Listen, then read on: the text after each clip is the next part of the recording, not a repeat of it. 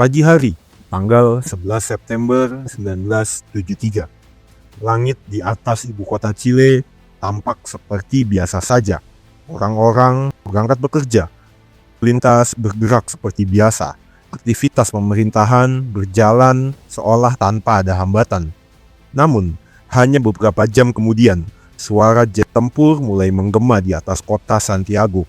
Tak lama setelah itu, ledakan besar mengguncang pusat pemerintahan Chile. Asap membumbung tinggi dari istana La Moneda yang menjadi simbol kekuasaan negara. Di dalam bangunan yang sedang dikepung militer, Presiden Chile Salvador Allende menolak untuk menyerahkan jabatannya.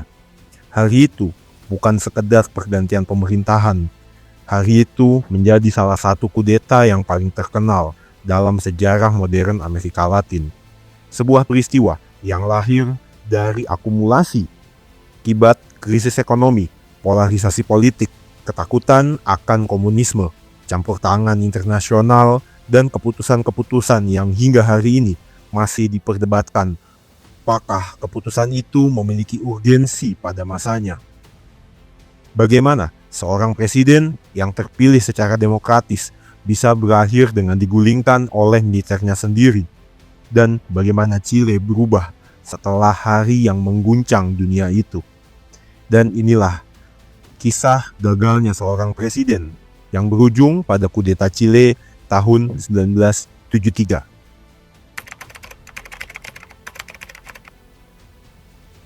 Di pesisir barat Amerika Selatan, terdapat sebuah negara dengan bentuk yang tidak biasa, sangat panjang namun relatif sempit.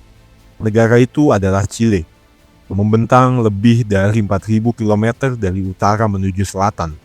Chile diapit oleh pegunungan Andes yang menjulang tinggi di sisi timur dan Samudra Pasifik yang luas di sisi barat. Di utaranya, terbentang Gurun Atacama, salah satu wilayah terkering di dunia. Sementara di selatan, terdapat fjord, gletser, dan kepulauan yang membentang hingga mendekati kawasan Antartika. Bentang alam yang ekstrim ini membuat Chile memiliki beragam iklim, sumber daya alam, dan karakter wilayah yang berbeda-beda. Ibu kota negara ini adalah Santiago, sebuah kota yang terletak di lembah subur di kaki pegunungan Andes, sekaligus menjadi pusat pemerintahan, ekonomi, serta politik Chile. Selain Santiago, ada pula kota penting seperti Valparaiso di pesisir Pasifik, serta berbagai kawasan pertambangan di utara yang menyimpan salah satu kekayaan terbesar milik negara ini, yaitu tembaga. Selama abad ke-20, Chile tumbuh menjadi salah satu produsen tembaga terbesar di dunia. Hasil tambang dari wilayah seperti Chuquicamata dan El Teniente jadi tulang punggung perekonomian negara, sekaligus menarik perhatian perusahaan-perusahaan asing. Menariknya, di tengah kawasan Amerika Latin yang sering dilanda kudeta dan pergantian kekuasaan secara paksa, Chile sebetulnya dikenal sebagai salah satu negara dengan tradisi demokrasi yang relatif stabil. Pemilu berlangsung secara teratur, partai-partai politik bersaing secara terbuka, dan pergantian pemerintahan umumnya dilakukan melalui konstitusi, bukan melalui senjata. Namun di balik stabilitas tersebut, terdapat persoalan yang perlahan semakin membesar. Kesenjangan ekonomi masih tinggi. Sebagian besar lahan pertanian dikuasai oleh kelompok bangsawan. Sementara, keuntungan dari sektor-sektor strategis hanya dinikmati oleh segelintir kalangan dan perusahaan besar. Memasuki dekade 1960-an, semakin banyak warga Chile yang menginginkan perubahan. Mereka menginginkan reformasi, pemerataan ekonomi, dan pemerintahan yang dianggap lebih berpihak kepada rakyat biasa. Dari tengah suasana itulah, muncul seorang tokoh yang selama bertahun-tahun memperjuangkan gagasan melalui jalur demokrasi. Seorang dokter dari kota Valparaiso, seorang sosialis yang telah berkali-kali mencoba menjadi presiden. Ia adalah Salvador Allende. Dan setelah 3 kali kegagalan mencalonkan diri, Kesempatan itu akhirnya datang.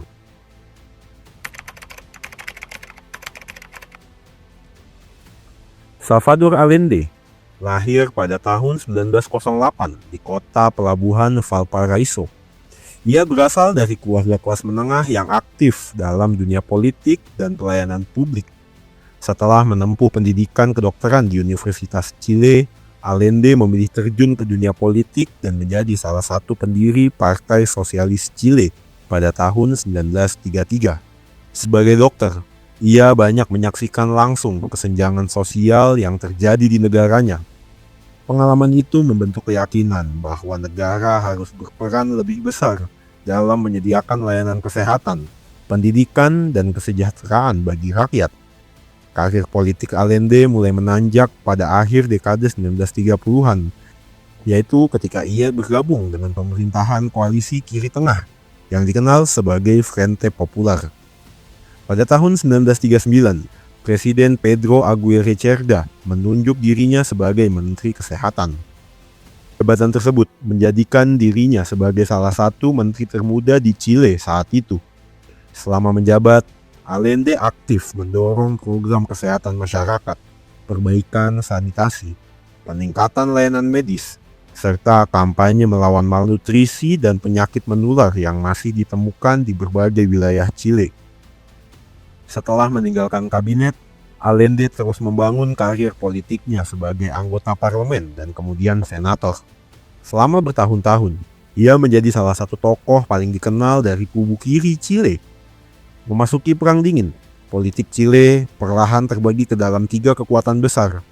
Kelompok kiri yang terdiri dari Partai Sosialis, Partai Komunis, dan berbagai gerakan progresif.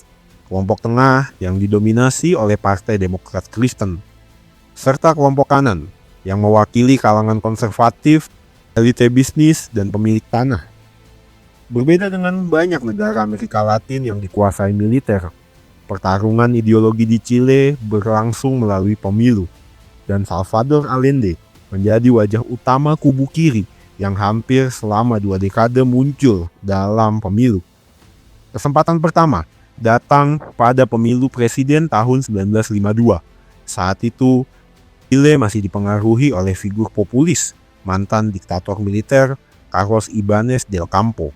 Allende maju sebagai kandidat kiri, tetapi hanya memperoleh sekitar 5,4% suara, sementara Ibáñez memenangkan pemilu dengan suara sekitar 47,8%. 6 tahun kemudian, pada pemilu 1958, Allende kembali maju. Kali ini, persaingan berlangsung jauh lebih ketat. Ia berhadapan dengan kandidat konservatif, yaitu Jorge Alessandri. Hasilnya sangat tipis. Alessandri memperoleh sekitar 31,6 suara, sementara Allende meraih sekitar 28,9% suara. Selisihnya hanya beberapa puluh ribu suara, dan untuk pertama kalinya, Chile melihat bahwa seorang sosialis benar-benar berpeluang memenangkan kursi kepresidenan. Momentum itu berlanjut pada pemilu 1964. Namun, kali ini situasi perang dingin membuat pertarungan menjadi jauh lebih sengit. Kemenangan revolusi Kuba yang dipimpin oleh Fidel Castro beberapa tahun sebelumnya, banyak pihak khawatir akan Chile yang menjadi Kuba kedua di Amerika Selatan. Lawan utama Allende adalah kandidat dari Demokrat Kristen, Eduardo Frei, dengan dukungan luas dari kelompok tengah dan berbagai elemen anti-komunis.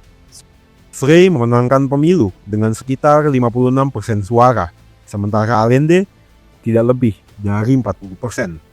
Meski kalah cukup jauh, jumlah suara yang diperolehnya menunjukkan bahwa basis pendukung kiri masih terus berkembang. Dan setelah 3 kali kegagalan, mungkin bagi sebagian politikus, kondisi ini membuatnya akan menyerah, tetapi tidak dengan Salvador Allende. Sepanjang dekade 1960-an, ia terus membangun koalisi yang lebih luas, menyatukan Partai Sosialis, Partai Komunis, dan berbagai kelompok kiri ke dalam sebuah aliansi yang bernama Unidad Popular atau Persatuan Rakyat. Sementara itu, berbagai persoalan ekonomi dan sosial di Chile belum juga terselesaikan. Tuntutan reformasi semakin kuat, Dan semakin banyak warga yang mulai mencari alternatif di luar partai-partai tradisional. Kesempatan keempat datang pada pemilu presiden 1970. Kali ini, Allende berhadapan dengan mantan presiden Jorge Alessandri yang kembali maju mewakili kubu kanan, serta Rodomiro Tomic dari Demokrat Kristen. Hasilnya kembali ketat. Allende memperoleh sekitar 36,6% suara. Alessandri meraih sekitar 35,3% suara, sementara Tomic memperoleh sekitar 28%. Tidak ada kandidat yang memperoleh mayoritas mutlak. Sesuai konstitusi Chile saat itu, keputusan akhir berada di tangan Kongres Nasional. Dan pada 24 Oktober 1970, Kongres akhirnya mengesahkan kemenangan Salvador Allende. Setelah 3 kali gagal dalam kurun waktu hampir 20 tahun, ia akhirnya mencapai tujuan yang selama ini ia perjuangkan. Ia menjadi presiden Chile, presiden sosialis pertama di dunia yang berhasil meraih kekuasaan melalui pemilu demokratis yang kompetitif. Sebuah kemenangan yang disambut oleh pendukungnya sebagai tonggak sejarah. Namun bagi lawan-lawannya di dalam negeri dan bagi sebagian pihak di Washington, kemenangan itu justru menjadi awal dari sebuah kekhawatiran yang besar.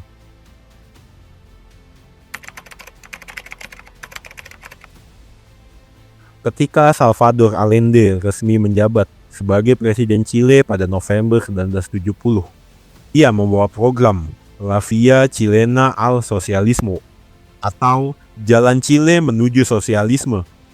Berbeda dengan Kuba yang menempuh revolusi bersenjata, Allende berusaha membangun masyarakat sosialis melalui jalur demokrasi, pemilu, dan konstitusi.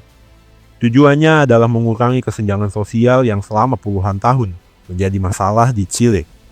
Pada tahun pertama pemerintahannya, berbagai kebijakan besar segera dijalankan. Upah pekerja dinaikkan, layanan kesehatan dan pendidikan diperluas, subsidi kebutuhan pokok ditingkatkan, program perumahan rakyat dipercepat, serta reformasi agraria diperluas untuk mendistribusikan lahan kepada petani. Langkah yang paling monumental adalah nasionalisasi industri tembaga, aset ekonomi terpenting Chile yang selama bertahun-tahun dikuasai perusahaan Amerika seperti Anaconda Copper dan Kennecott Copper. Pada awalnya hasilnya terlihat menjanjikan. Konsumsi masyarakat meningkat, pengangguran menurun, dan banyak warga merasa pemerintah akhirnya berpihak kepada mereka. Namun, keberhasilan tersebut datang dengan biaya yang besar. Pengeluaran negara terus meningkat untuk membiayai subsidi, program sosial, dan perusahaan-perusahaan yang telah dinasionalisasi. Sementara itu, produksi mulai melambat, investasi swasta menurun, dan pendapatan negara tidak mampu mengimbangi laju pengeluaran. Situasi semakin sulit ketika akses pinjaman luar negeri menyempit. Pemerintahan Presiden Richard Nixon menekan berbagai lembaga keuangan internasional untuk membatasi kredit kepada Chile, membuat pemerintah kehilangan salah satu sumber pembiayaan pentingnya. Untuk menutup defisit yang terus membesar, Banco Central de Chile mulai mencetak lebih banyak uang. Namun jumlah barang yang tersedia tidak bertambah secepat uang yang beredar. Harga-harga mulai melonjak. Dan pada tahun 1973, inflasi telah menembus lebih dari 500% per tahun. Kelangkaan barang semakin sering terjadi dan antrean kebutuhan pokok menjadi pemandangan sehari-hari di berbagai kota. Di tengah krisis tersebut, hubungan Chile dengan Kuba juga semakin erat. Allende menjalin hubungan dekat dengan Fidel Castro, sementara sejumlah penasehat Kuba hadir untuk membantu berbagai bidang pemerintahan dan keamanan. Bagi pendukung Allende, hal itu merupakan kerjasama antar negara. Namun, bagi oposisi dan sebagian petinggi militer, kedekatan dengan Kuba dianggap sebagai bukti bahwa Chile sedang bergerak menuju orbit blok sosialis. Pada saat yang sama, kelompok pengusaha, organisasi profesi, pemilik usaha transportasi, dan sebagian media massa semakin gencar menentang pemerintah.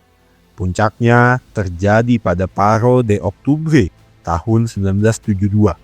ketika ribuan pemilik truk lakukan mogok nasional yang berdampak kepada melumpuhnya distribusi barang di negara yang sangat bergantung kepada transportasi darat tersebut. Di balik semua itu, persaingan perang dingin terus membayangi. Dokumen yang kemudian dideklasifikasi menunjukkan bahwa CIA juga menjalankan berbagai operasi untuk melemahkan pemerintahan Allende. Sementara Washington berupaya mencegah Chile menjadi contoh keberhasilan sosialisme melalui jalur demokrasi. Meski demikian, tidak semua masalah berasal dari luar negeri. Koalisi Unidad Popular juga kerap terpecah menjadi arah perubahan yang harus ditempuh. Sementara Allende tidak pernah memiliki mayoritas suara mutlak di Kongres. Memasuki tahun 1973, inflasi yang telah menyentuh angka lebih dari 500%, kelangkaan barang yang mulai meluas, dan demonstrasi yang terjadi hampir setiap minggu di Santiago. Pendukung dan penentang pemerintah semakin lama akhirnya memenuhi jalan Santiago. Chile, yang selama puluhan tahun dikenal sebagai salah satu demokrasi yang paling stabil di Amerika Latin, kini telah menjadi dua kubu yang semakin sulit berdamai. Dan ketika jalan politik mulai menemui kebuntuan, sebagian pihak mulai percaya bahwa krisis tersebut tidak lagi bisa diselesaikan melalui pemilu. Mereka memilih jalan lain, jalan yang akan membawa tank, pasukan, dan pesawat tempur menuju Istana La Moneda pada pagi hari 11 September 1973. Pagi tanggal 11 September 1973. Saat sebagian warga Santiago baru memulai aktivitas mereka, operasi militer terbesar dalam sejarah modern Chile sedang berlangsung. Sejak dini hari, unsur-unsur Angkatan Laut Chile telah bergerak menguasai kota pelabuhan Valparaiso. Sementara di berbagai wilayah lain, unit-unit Angkatan Darat, Angkatan Udara, dan Carabineros mulai mengambil alih fasilitas strategis negara. Stasiun radio, jaringan komunikasi, bandara, hingga pusat pemerintahan, kudeta yang telah dipersiapkan selama berbulan-bulan akhirnya dimulai. Di tengah situasi tersebut, Presiden Salvador Allende bergegas menuju Istana Kepresidenan La Moneda di pusat kota Santiago. Bersamanya terdapat sejumlah pengawal dari Grupo de Amigos Personales atau GAP, pasukan pengaman pribadi yang setia kepadanya. Meski telah menerima berbagai peringatan mengenai pergerakan militer, Allende memutuskan untuk tetap bertahan di istana. Ia menolak meninggalkan jabatannya dan menolak menyerahkan kekuasaan kepada para jenderal yang memberontak. Sementara itu, pimpinan kudeta berada di tangan sejumlah petinggi militer. Tokoh yang paling menonjol adalah Panglima Angkatan Darat, Jenderal Augusto Pinochet. Bersama Laksamana Jose Toribio Merino, Jenderal Gustavo Leigh, dan Jenderal Cesar Mendoza.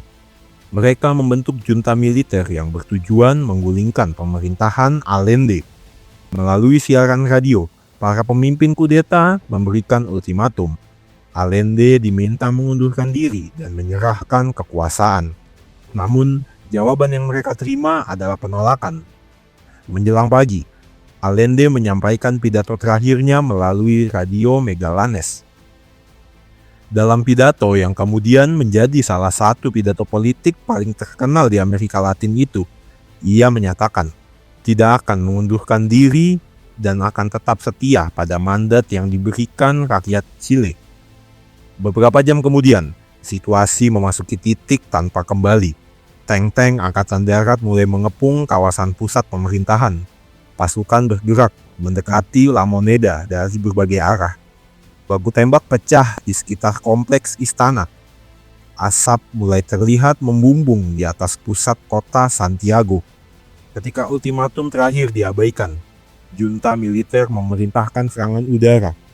Sekitar pukul 12 siang, pesawat tempur Hawker Hunter milik Angkatan Udara Chile terbang rendah di atas ibu kota. Beberapa saat kemudian, roket-roket menghantam Istana La Moneda. Ledakan mengguncang bangunan bersejarah tersebut. Api mulai menjalar ke berbagai bagian istana. Untuk pertama kalinya dalam sejarah Chile modern, pusat pemerintahan negara dibombardir oleh militernya sendiri. Di dalam bangunan yang terbakar itu, Allende dan para pengawalnya terus bertahan. Namun, seiring berjalannya waktu, posisi mereka menjadi semakin tidak mungkin dipertahankan. Pasukan militer telah menguasai hampir seluruh pusat kota, dan menjelang siang hari, perlawanan akhirnya berakhir. Salvador Allende meninggal dunia di dalam istana yang menjadi simbol pemerintahannya.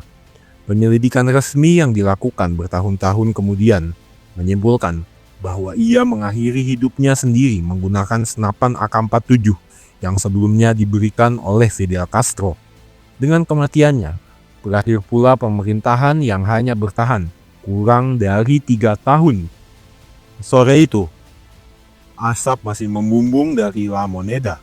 Junta militer mengumumkan bahwa mereka telah mengambil alih kekuasaan. Kongres dibubarkan, konstitusi praktis ditangguhkan, partai-partai politik mulai dilarang, dan salah satu demokrasi tertua di Amerika Latin runtuh hanya dalam hitungan jam.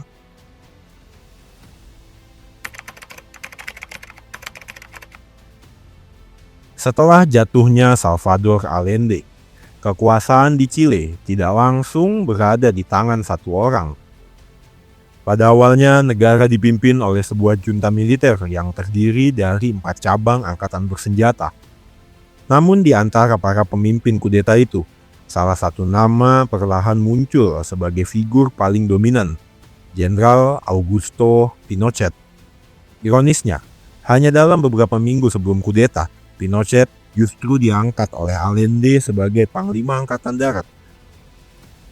Dalam waktu singkat, junta militer mulai membongkar seluruh warisan politik pemerintahan sebelumnya.